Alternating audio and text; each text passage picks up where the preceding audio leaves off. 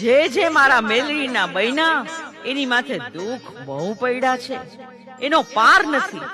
ગમે એટલા દુઃખ પડે પણ તારું એકેય રૂવાડું ફરકે નહીં. હું તને હવાયો કરું તો હું મેલડી મારા હીરિયા.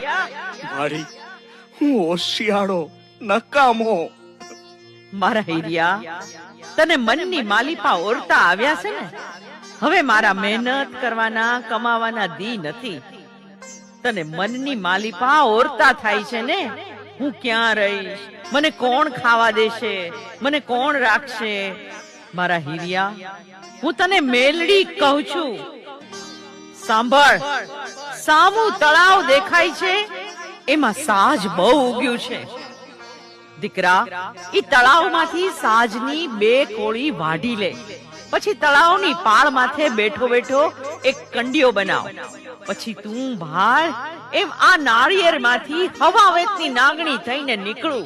એને તું ભળાય એમ કંડિયામાં બેસી જાવ ને તો એમ માનજે હું પારગરી મેલડી બોલીતી.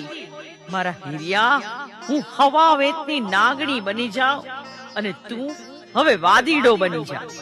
જો સામે લીલા વાંસ ઉભા છે, એમાંથી એક વાંસ વાઢીને એનો એક પાવો બનાવ. પછી ગામડે ગામડે ગામના ચોકમાં ખેલ માંડ અને તું પાવો વગાડ. હું કંડિયામાંથી બહાર નીકળી ગામના ચોકમાં રમત નો માંડું તો હું તારી દેવી મેલડી નહીં. જોજે હો મારી, મને પારકા ગામને સીમાડે લાવીને છેતરતી નહીં મારી માં. અમારા જાયલા બાવડા મેલીશ નહીં હે મારી દેવી. સાંભળ મારા હીરિયા, ગામના ચોકમાં રમત માંડજે. પછી તારા મોઢા ઉપર પાવો રાખીને ફૂંક મારજે. તું પાવો વગાડ, એમાંથી 36 રાગ રાગણી મારે મેલડીને કાઢવાના છે. તને પાવો આવડે કે નો આવડે, તું ખાલી પાવાને ફૂંક મારજે. મુંજાતો નહીં દીકરા. પછી ગામડે ગામડે વાદીનો વેશ લઈને રમત માંડજે. મારા હીરિયા, તારું ભલું થશે.